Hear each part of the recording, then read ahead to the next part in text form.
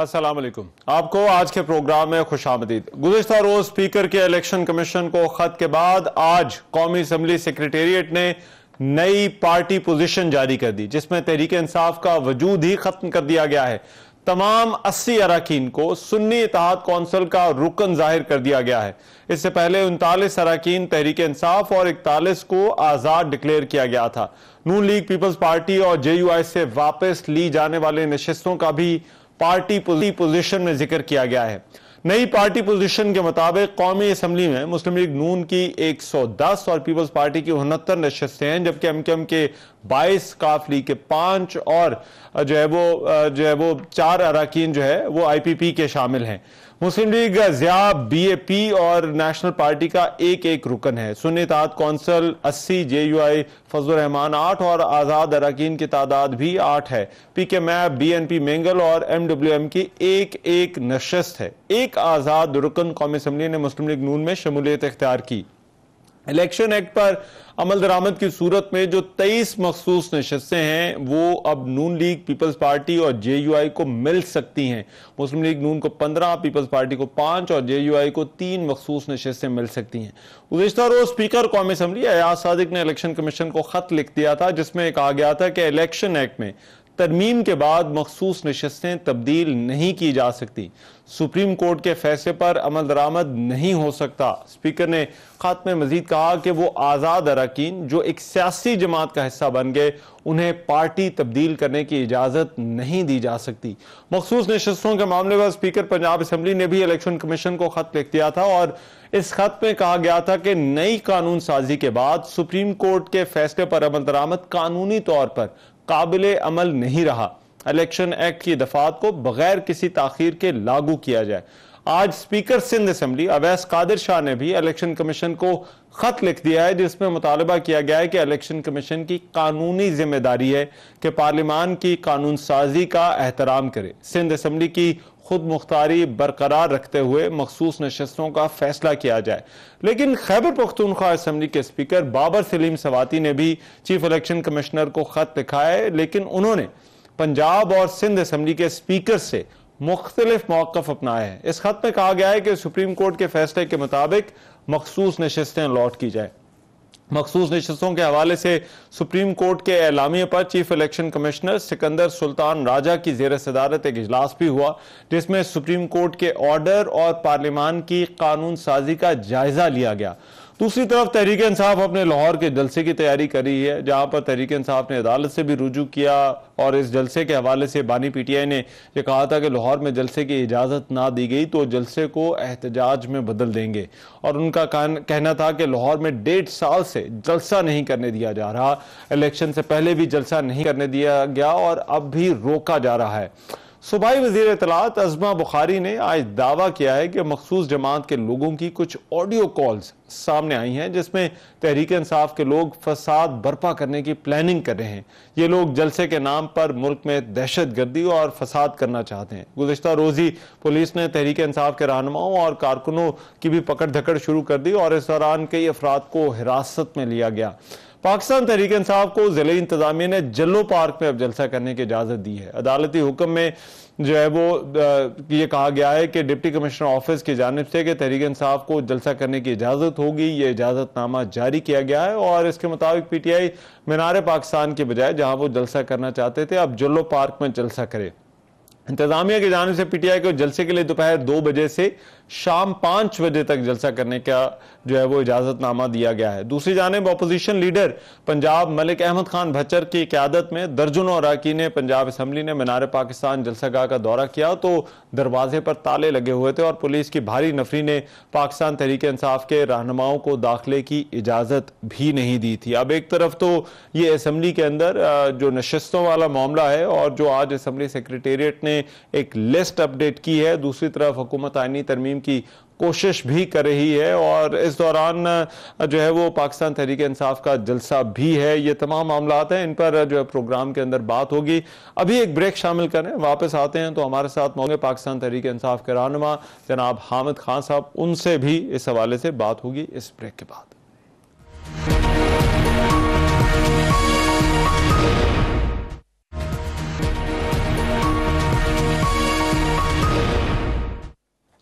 Welcome back after the break. अब एक तरफ तो असेंबली में पार्टी पोजीशन और स्पीकर्स के खतूत के हवाले से बात हो रही, लेकिन दूसरी तरफ सदर ममलिकत आसिफ अली जरदारी ने प्रैक्टिस एंड प्रोसीजर तरमीमी ऑर्डिनेंस पर भी दस्तखत कर दिए, जिसके बाद ये ऑर्डिनेंस जारी कर दिया गया है। इस जारी प्रैक्टिस एंड प्रोसीजर एक्ट के सेक्शन 2 में एक झैली शक शामिल की गई है और एक्ट के तहत कमेटी में चीफ जस्टिस, सीनियर तरीन जज और चीफ जस्टिस का नामजद करदा जज शामिल होगा।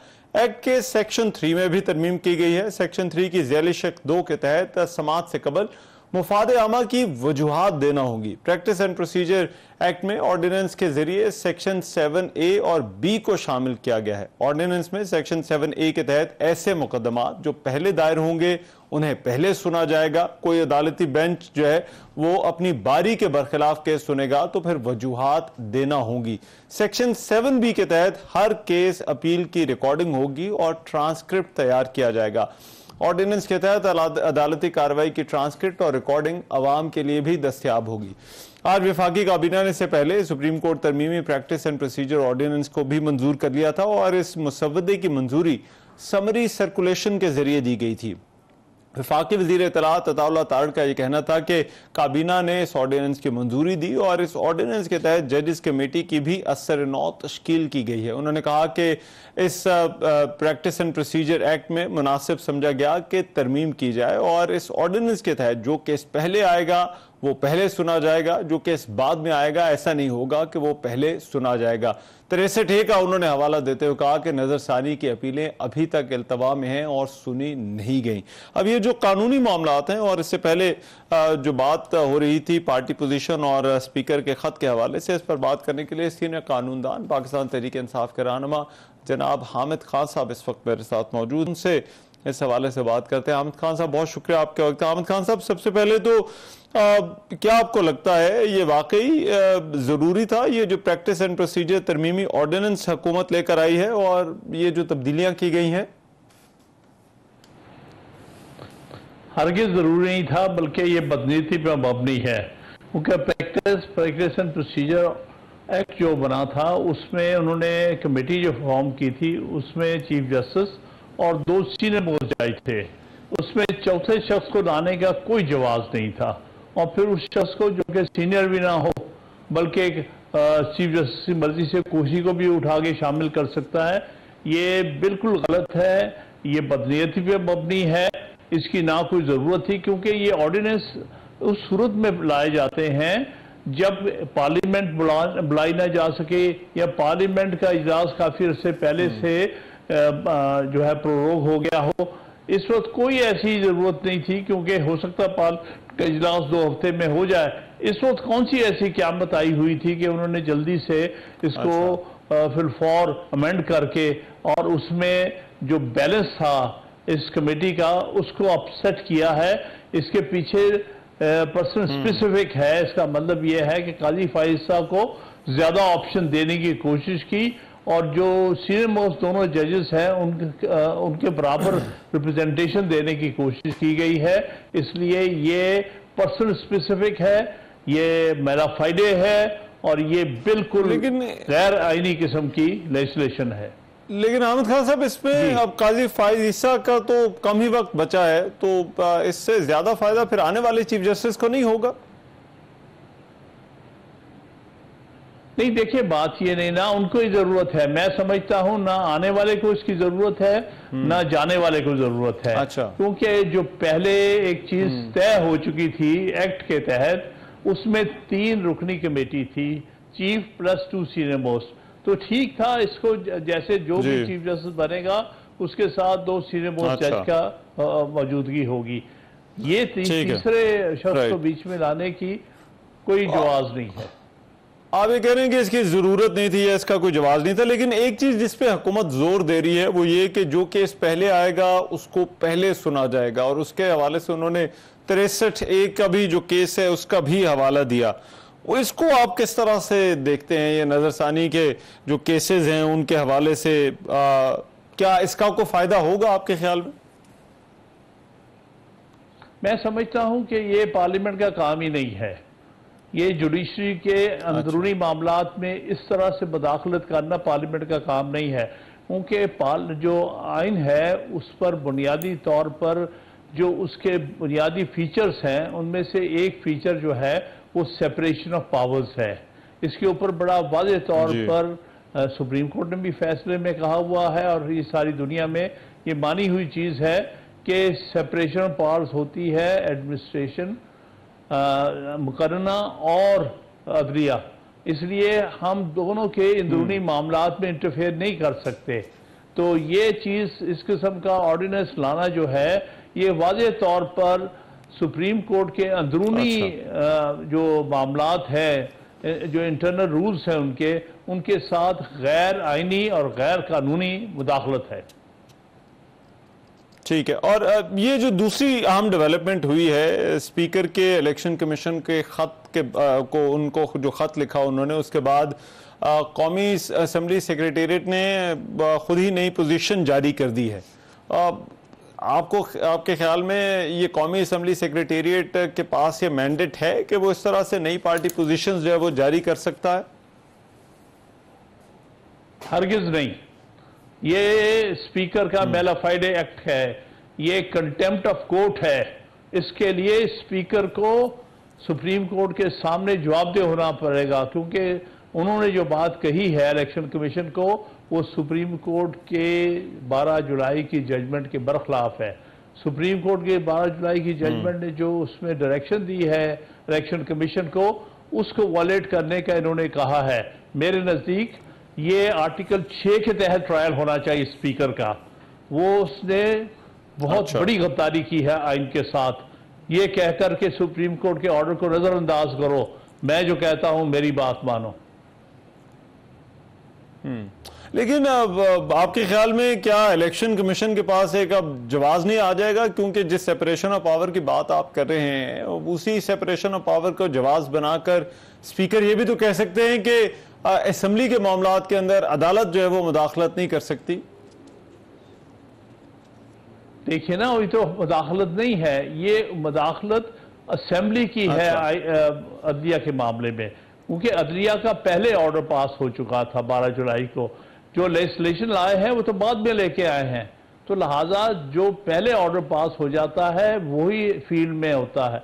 बाद में अगर कोई एक्ट पास किया जाता है उसका एतराफ़ जो है उसके बाद में होने वाले इवेंट्स पर होगा, पिछले इवेंट्स पे नहीं हो सकता। इसलिए स्पीकर ने जो भी इस किस्म का खत लिखा है, ऑर्डर पास किया है, वो खास तौर पर एक तौहीन अदालत के मुतरादिफ है और दूसरा ये है कि हर तरह से आइन की खिलाफ वर्जी है।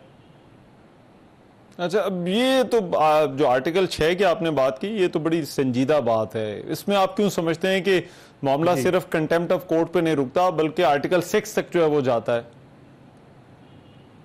मैं समझता हूं बिल्कुल ऐसे ही है, क्योंकि स्पीकर ने कोशिश की है आइन की सारी जो बैलेंस है आइन के अंदर, सेपरेशन ऑफ पावर्स की वजह से, इंडिपेंडेंस ऑफ जुडिशरी की वजह से, और आर्टिकल 190 में कहा गया कि सारे अदारे including election commission of Pakistan पाबंद है सुप्रीम कोर्ट के फैसलों पर अमल दरामद करने का, उसको भी वॉयलेट कर दिया। 190 के आर्टिकल को भी इन्होंने वॉयलेट कर दिया। तो लिहाजा मेरे नज़दीक तो बड़ा वाज़ेह सूरत हाल है कि ये सारा गैर आइनी अमल है और आइन को सबवर्ट करने की कोशिश की गई है, जो कि एक हाई ट्रीजन बनता है आर्टिकल 6 के तहत। अच्छा, और ये जो सूबाई असम्बलियों के स्पीकर्स ने खतूत लिखे हैं, अब उनमें तो 3 सूबाई असम्बलियों के स्पीकर भी शामिल हैं। खैबर पख्तूनख्वा की असम्बली, उनके स्पीकर का और मौक़िफ़ है। इनकी क्या हैसियत आप देखते हैं, ये जो खतूत लिखे गए हैं इलेक्शन कमीशन को? देखिए, बात यह है कि अगर तो आइन के दायरे में रहते हुए आप कोई खत लिखते हैं तो आप लिख सकते हैं, उसके दायरे से बाहर होते हुए किसी को कोई किसी किस्म के इख्तियार नहीं है कि वो खत लिखे या कोई ऐसा एक्ट करे जो कि आइन के वाज़ेह असूलों के खिलाफ हो। ठीक है, राइट। और इसमें हामिद खान साहब ये भी फरमाइएगा कि क्या कानून इस हवाले से वाज़ेह है कि अगर एक तरफ एक अदालती फैसला हो और दूसरी तरफ कोई असेंबली का पास हुआ कानून हो, जिस तरह से ये इलेक्शन एक्ट में तरमीमी बिल जो है वो पास हुआ था, और अगर इलेक्शन कमीशन के पास ये दोनों चीजें जाती हैं, एक तरफ अदालत का ऑर्डर है, दूसरी तरफ जो है वो ये पास हुआ कोई कानून है, तो फिर इलेक्शन कमीशन को किसको फौकियत देनी है? उसको आर्टिकल 190 के तहत, जो कि आइन की एक शिक है, आइन जो है वो कवानीन से बदतर होता है, ऊपर होता है। अगर आइन वाजे है कि इलेक्शन कमीशन को सुप्रीम कोर्ट के फैसले पर मुकम्मल तौर पे अमल दरामद करना है, तो फिर वो उससे बाहर नहीं निकल सकता। आम कानून के जरिए आप आइन की शिक को वायलेट नहीं कर सकते। अच्छा, तो आप ये कह रहे हैं कि इलेक्शन कमीशन के सामने भी कोई इबाम नहीं होना चाहिए, क्योंकि बहुत सारे मीडिया रिपोर्ट्स में ये भी आ रहा था कि शायद इलेक्शन कमीशन के पास फिर अब एक रास्ता मिल गया है कि वो दोबारा से सुप्रीम कोर्ट के सामने जाएं और सुप्रीम कोर्ट से इस मामले पर रहनुमाई लें या सुप्रीम कोर्ट से हिदायत के लिए कहें। जी नहीं, हरगिज़ नहीं। अव्वल तो ज़रूरत कोई नहीं, बड़ा वाज़े आइन बड़ा वाज़े है और इलेक्शन कमीशन को आइन पढ़ना चाहिए। उसके पास काफ़ी तादाद में एक लीगल टीम है, वो पढ़ के उसको समझा सकती है। असल मसला तो ये उसकी बदनीयती है इलेक्शन कमीशन की, जो इतने अरसे से इस फैसले के ऊपर बैठे हुए हैं और उसको इम्प्लीमेंट नहीं कर रहे। ठीक है, राइट, बहुत शुक्रिया। सीनियर कानूनदान हामिद खान हमारे साथ मौजूद थे और वो बात कर रहे थे इलेक्शन कमीशन और जो आज स्पीकर के ख़त के बाद कौमी असम्बली सेक्रेटेरिएट ने नई पार्टी पोजीशन जो है वो जारी की है और जिससे तहरीक इंसाफ का असम्बली के अंदर जो है वो वजूद ख़त्म हो गया है और तमाम जो अरकान है उन्हें सुन्नी इत्तेहाद कौंसिल का रुकन जाहिर किया गया है। प्रोग्राम में भी एक ब्रेक शामिल करते हैं, वापस आते हैं इस ब्रेक के बाद।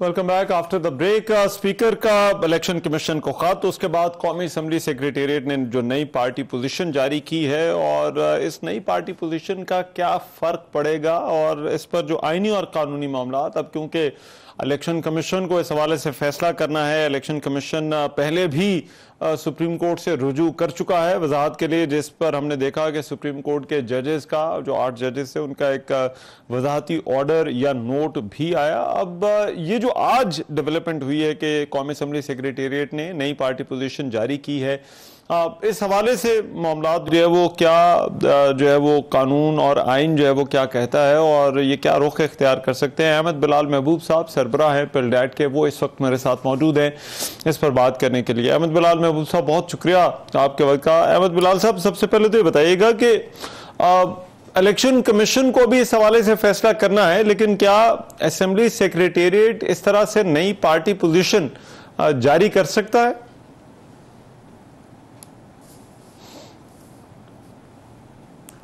देखिए, असल बात अब ये है, और ये दोनों ही कॉन्स्टिट्यूशन की बुनियाद पे कर रहे हैं कि क्या सुप्रीम कोर्ट का जो फैसला है 12 जुलाई का, वो बुनियाद बनेगा सीटों की एलोकेशन का, या जो पार्लियामेंट ने इलेक्शंस एक्ट की सेकेंड अमेंडमेंट वो पास की थी जो 9 अगस्त को नोटिफाई हुई है, वो बुनियाद बनेगी सीटों की एलोकेशन की।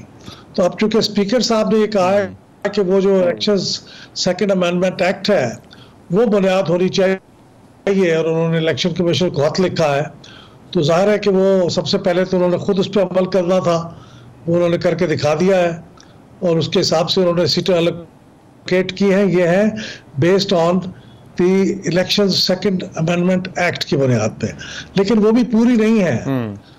अगर सेकंड अमेंडमेंट के ऊपर, सेकंड इलेक्शन अमेंडमेंट एक्ट के ऊपर अमल पूरा किया जाता, तो फिर ये 23 एडिशनल जो रिजर्व सीट्स हैं जो अभी भी इन्होंने शो की हुई है कि डिस्प्यूटेड है, वो भी एक्चुअली डिस्ट्रीब्यूट हो जाती PMLN में, PPP में, JUI में, लेकिन वो उन्होंने अभी नहीं की। तो इसलिए आधा इन्होंने जो इलेक्शंस का एक्ट सेकेंड अमेंडमेंट एक्ट है उसको आधा अप्लाई किया है और आधा नहीं किया, लेकिन लगता है कि अगली किस्त में शायद वो भी कर देंगे, तो ये उनकी 2/3 मेजॉरिटी की जो पोजीशन थी वो उनको मिल जाएगी। लेकिन इसमें अहमद बिलाल महबूब साहब, इसमें जो तकरीबन को 40 के करीब मेंबरान थे जिन्होंने पहले पीटीआई के एफिडेविट जमा कराए थे, उनके तो इलेक्शन कमीशन नोटिफिकेशन जारी कर चुका था, उनको नोटिफाई कर चुका था बतौर पीटीआई मेंबर। तो क्या उसके बावजूद भी स्पीकर ऑफिस इलेक्शन कमीशन के उस नोटिफिकेशन का पाबंद नहीं है उनको बतौर मेंबर पीटीआई मानने के लिए?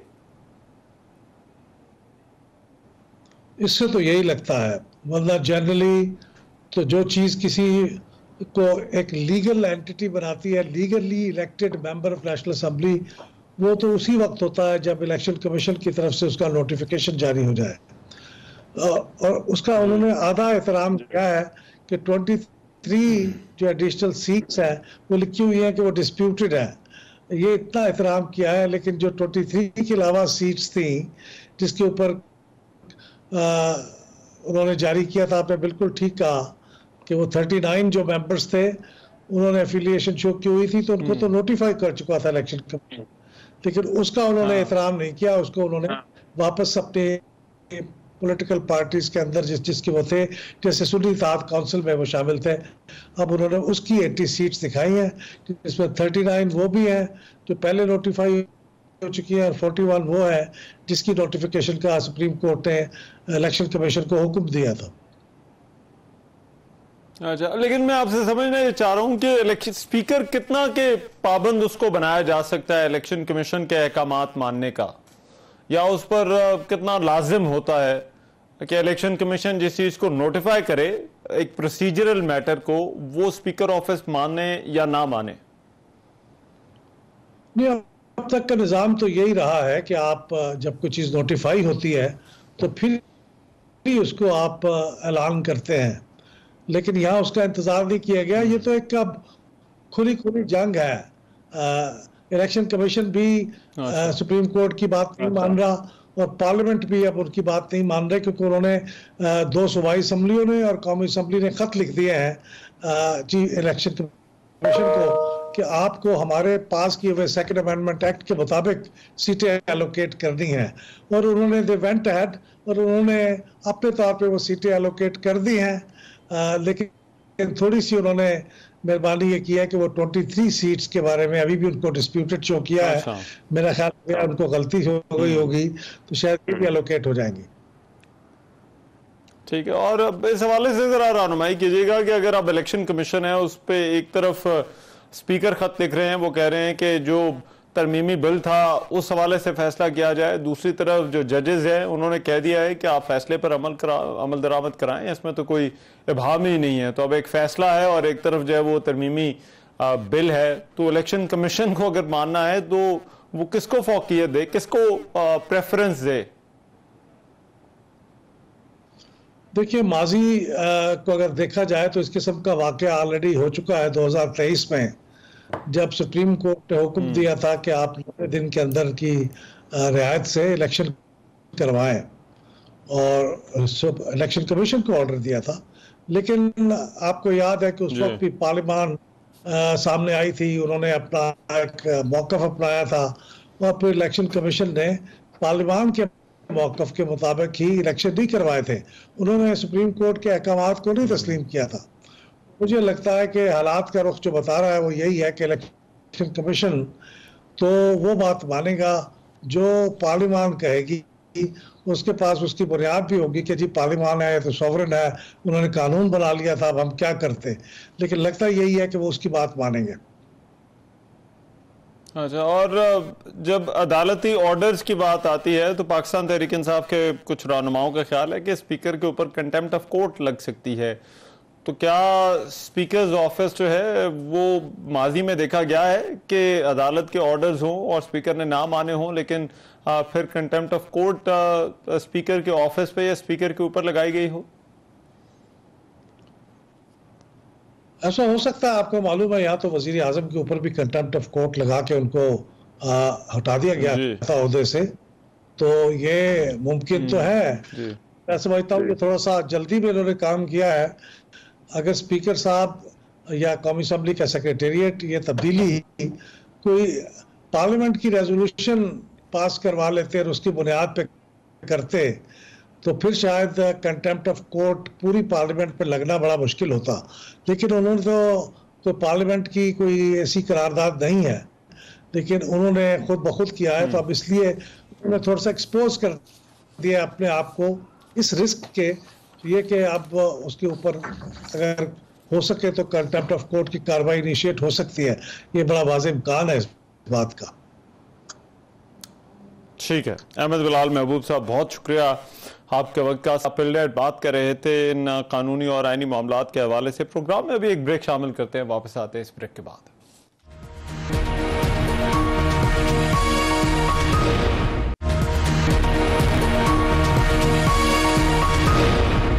Welcome back after the break. Supreme court practice and procedure committee में जस्टिस मुनीब की जगह जस्टिस अमीनुद्दीन को शामिल कर लिया गया है और ये जो ऑर्डिनेंस हुकूमत लेकर आई उस पर अमल दरामद भी शुरू हो गया है। अब ये सुप्रीम कोर्ट के हवाले से कितने सिग्निफिकेंट डेवलपमेंट है। एक पहले प्रैक्टिस एंड प्रोसीजर एक्ट आया, उसके बाद अब ये अमेंडमेंट्स आई हैं और उन अमेंडमेंट्स की जगह अब ये कमेटी भी बन गई है। इस कमेटी का क्या असर होगा जो सुप्रीम कोर्ट में अभी मौजूदा केसेस हैं और फिर जो आने वाले केसेस हैं उन पर क्या फर्क पड़ेगा। पीर को बताया जा रहा है कि इजलास भी मुतवक्के है। हसनात मलिक सीनियर कोर्ट रिपोर्टर हैं एक्सप्रेस ट्रिब्यून से, वो मेरे साथ इस्लामाबाद स्टूडियो में मौजूद हैं, उनसे इस हवाले से बात करते हैं। हसनात मलिक साहब, बहुत शुक्रिया। मुझे सबसे पहले तो ये बताइए, ये इतनी तेजी क्या लगता है, क्यों हुकूमत ने दिखाई कि ऑर्डिनेंस मंजूर होता है, सदर दस्तखत भी कर देते हैं और उस पर उसी शाम अमल दरामद भी शुरू हो जाता है? जी, अभी सही खुश्क नहीं हुई। अच्छा। तो उस पर अमल दरामद भी हो जाता है और मीटिंग भी बुला ली जाती है 5 बजे कमेटी की कि केसेस कौन कौन से फिक्स करने हैं। तो वो बताया जा रहा है कि जैसे मंसूर अली शाह अवेलेबल नहीं थे तो अब गलबन मीटिंग मंडे को होगी, सोमवार को। अच्छा। तो देखिए, ये बगैर ये लग रहा है कि जैसे काजी फैसा को पता था कि ऑर्डिनेंस आ रहा है। कल कुछ खबरें चली तो supreme court practice and procedure act के तहत जो कमेटी है इसका इजलास था, तो इजलास 4 बजे था। जजेस वेट कर रहे थे, जैसे काजी फैसा जो है वो चले गए, तो जो रोस्टर था वो तो उन्होंने जो वो अप्रूव किया ऑनलाइन व्हाट्सएप के जरिए, लेकिन मीटिंग नहीं हुई। तो आज जो है वो जिस तरह ऑर्डिनेंस आ गया, फिर उन्होंने अपने ही हमख्याल जज जैसे अमीनुद्दीन खान को शामिल किया, हालांकि वो सीनियरिटी में 5वें नंबर पे है सुप्रीम कोर्ट में। तो वाज़ेह है कि हुकूमत चीफ जस्टिस काजी फैसा को मजबूत करना चाह रहे हैं और जस्टिस काजी फैसा भी बाजार ये लग रहा है कि हुकूमत को मजबूत करना चाह रहे हैं। अच्छा। तो ये कोऑर्डिनेटेड ही चीजें हैं। अच्छा, तो आपको लग रहा है कि ये गैर मुतवक्के नहीं था ये जो इस ऑर्डिनेंस का आना? देखिए, ये तो बहुत ही है, मेरा ख्याल है कि दुनिया में कहीं सुप्रीम कोर्ट की रेगुलेशन को ऑर्डिनेंस की तरह सुप्रीम कोर्ट को कभी भी रेगुलेट मेरा ख्याल है कहीं भी नहीं होता। ये एक ऑर्डिनेंस आया जो पता नहीं प्रोमलगेट होगा, यानी इसको एक्ट बनेगा, कानून बनेगा या नहीं, उसके तहत जो है वो टेम्परेरी एक लेजिस्लेशन के जरिए जो है वो सुप्रीम कोर्ट को जो पूरा कंट्रोल किया गया और उसमें नई ऐसी ऐसी चीजें। लेकिन जो ऑर्डिनेंस की अपनी मियाद है वो तो इसके पास होगी, 4 महीने है, 4 महीने की। लेकिन काजी फैसल साहब ने हमेशा ऑर्डिनेंस को क्रिटिसाइज किया और वो यानी अभी इवन ट्रिब्यूनल के मामले में ऑर्डिनेंस आया तो उन्होंने सवाल उठाया कि ऑर्डिनेंस के जरिए क्यों हो रहा है। तो सारे वो असूल जो काजी फैसल साहब ने अपने दौर में बनाया या जिन बातों पे वो नाराज रहते, वो ही चीजें अब अपनाई जा रही हैं। लेकिन कमेटी की जो फॉर्मेशन है वो मुकम्मल तौर पर इससे बदल जाएगी। देखिए असल में मसला ये है कि 12 जुलाई के बाद चीफ जस्टिस काजी फैसल मिनॉरिटी में थे और जैसे अमीनुद्दीन खान और नहीं जैसे मुनीब अख्तर और जैसे मंसूर अली शाह मेजॉरिटी, उनकी व्यू 12 जुलाई के बाद कुछ चीजों में वो काजी साहब को नहीं मान रहे थे बाद में। अब आखिरी महीने में एक तो ये है कि मुनीब अख्तर साहब को उन्होंने कमेटी से रिमूव कर दिया, तो काजी फैसल साहब और जैसे मुनीब अख्तर के दरमियान क्लैश बड़े अरसे से प्रेसिडेंशियल रेफरेंस से एक है। अब यह है कि उनकी ही जजमेंट है 63A में जिसमें वॉर काउंट नहीं होगा डिफेक्शन लॉ में, उसका लार्जर बैंक बनाना है। तो अब कमेटी काजी साहब जो रिकमेंड करेंगे उसको बगैर ये लग रहा है कि अमीनुद्दीन खान साहब सपोर्ट कर देंगे। अच्छा, और ये जो सेक्शन 7A और B को शामिल किया गया है जिसमें 7A के तहत ये कहा गया है कि जो पहले दायर होंगे उन्हें पहले सुना जाएगा, इससे क्या फर्क पड़ेगा और इसकी क्या वजह आपको लगती है? देखिए, ये भी तो देखे ना, ये सुप्रीम कोर्ट ने इंटरनल मैकेनिज्म इन्वॉल्व करना है। कल अगर सुप्रीम कोर्ट ऑर्डर करे कि पार्लियामेंट जो है वो इस तरह चलेगी और इस तरह उसका दिन यानी बिल जो है वो सादा अक्सरियत से नहीं होगा, 2/3 से हो जाएगा ये जो, तो ये भी गलत है ना। पार्लियामेंट की इंटरनल प्रोसीडिंग है, वो इंटरनली उसको प्रोटेक्टेड है। सुप्रीम कोर्ट का इंटरनली अनफॉर्चुनेट तो ये है कि जब माजी के चीफ जस्टिस ने जिस तरह अपनी डिस्क्रिशनरी पावर को मिसयूज किया, अच्छा। उसके बाद हुकूमत ने प्रैक्टिस एंड प्रोसीजर एक्ट बनाया, तो सब ने ये कहा कि सुप्रीम कोर्ट को, चीफ जस्टिस के पावर को रेगुलेट होना चाहिए और इससे कोई चीफ जस्टिस अदलिया की आज़ादी पे हमला नहीं है। लेकिन उसका ये असर हुआ कि वो मेजॉरिटी जजेस ने उसको अप्रूव किया, तो अब हुकूमत को ने उससे मजीद आगे स्टेप जाके ऑर्डिनेंसेस के जरिए सुप्रीम कोर्ट को रेगुलेट करना शुरू कर दिया, और ये वाज़े तौर पर इंडिपेंडेंस ऑफ जुडिशरी को अंडरमाइन करने के मुतरादिफ है। मेरे ख्याल में किसी तरह भी ये सस्टेनेबल नहीं है, लेकिन काजी साहब ने पहले दिन ही इसको मान लिया।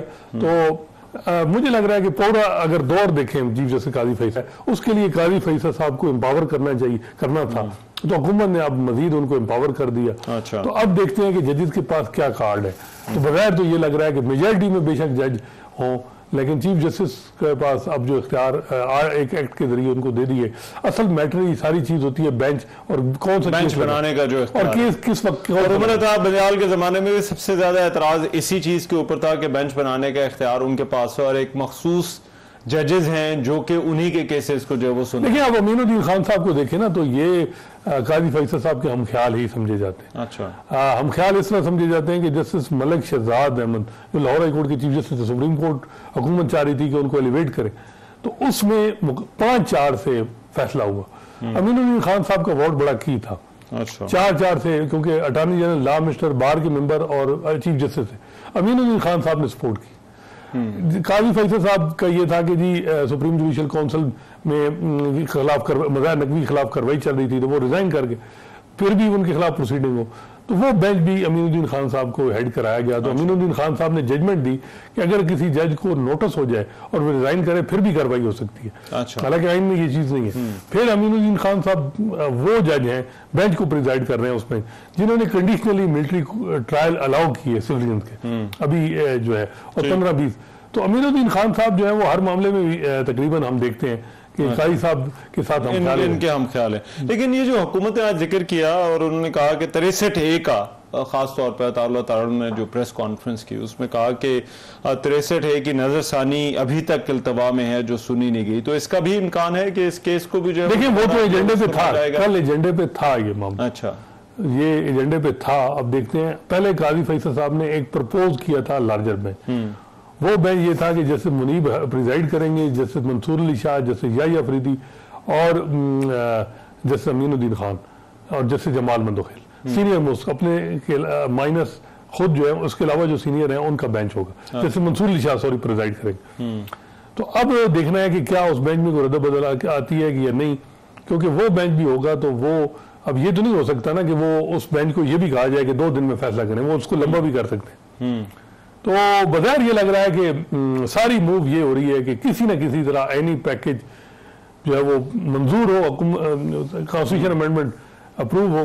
अच्छा। और उसके बाद जो असल मकसद है कि आईनी अदालत बनाना या चीफ जस्टिस काजी फैसल को 3 साल के लिए रखना, क्योंकि निज़ाम की वो गारंटी है। अच्छा। तो वो चीज़ें तभी हो सकती हैं कि जब ये सारी चीजें सुप्रीम कोर्ट से कोई इंटरफेयर। तो ये इशारे आपको लगता है उसी तरफ जा रहे हैं। लेकिन लास्टली इसमें ये बताइएगा, अब आज स्पीकर ने, असेंबली सेक्रेटेरिएट ने वो अपनी लिस्ट अपडेट कर दी पार्टी पोजीशन की। अब उस पर एक वजाती नोट या वजाती ऑर्डर जो है वो अदालत का आ चुका है। उसके बाद अदालत ने यह भी कहा था अमल दरामद में कोई मुश्किल हो तो रुजू करे। उस हवाले से कोई इतला है कि वो जो मखसूस नशिस्तों वाला मामला है उसको ये जो फुल कोर्ट थे या जो 8 जजेस थे वो अब किस तरह से देखने जा रहे हैं? देखिए, वो अब उनके पास एक ही कार्ड है, ये डिटेल जजमेंट ही है। बाकी देखें, कोई हैसियत नहीं है, स्पीकर बेशक कर दे, असल मामला इलेक्शन कमीशन क्या नोटिफाई करता है और रिजर्व सीटें किसको देता है, वो सुन्नी इत्तेहाद काउंसिल को दे। हुकूमत को मजीद सीटें चाहिए। ये जो स्टेटस को है, ये पीटीआई को के लिए खिलाफ नहीं है, वो उसको सूट कर रहा है पीटीआई को। प्रॉब्लम हुकूमत के लिए आ रही है कि उनको आईनी तरमीम के लिए नंबर पूरे करने हैं 224 और सेनेट में भी पूरे करने। उसके लिए 63A में रिव्यू जरूरी है ताकि वोट काउंट हो। अच्छा। और बाकी मखसूस नशिस्तें जो माले गनीमत में पहले मिली थी वो मजीद मिले, वो मिले ताकि 23 ताकि और जो उसके बाद जो सेनेट का इलेक्शन है केपी में, उसके उस पे भी ताकि सीटें उनकी ज्यादा हो, तो ये सारी चीजें उस तरफ जा रही हैं। राइट, बहुत शुक्रिया। हसनात मलिक हमारे साथ मौजूद थे और वो बात कर रहे थे ये जो प्रैक्टिस एंड प्रोसीजर तरमीमी ऑर्डिनेंस है और उसके बाद जो अदालत के अंदर मामला जिस तरह से चल रहे हैं। प्रोग्राम से आज के लिए इतना ही, इजाजत दीजिए, अल्लाह ने के बाद।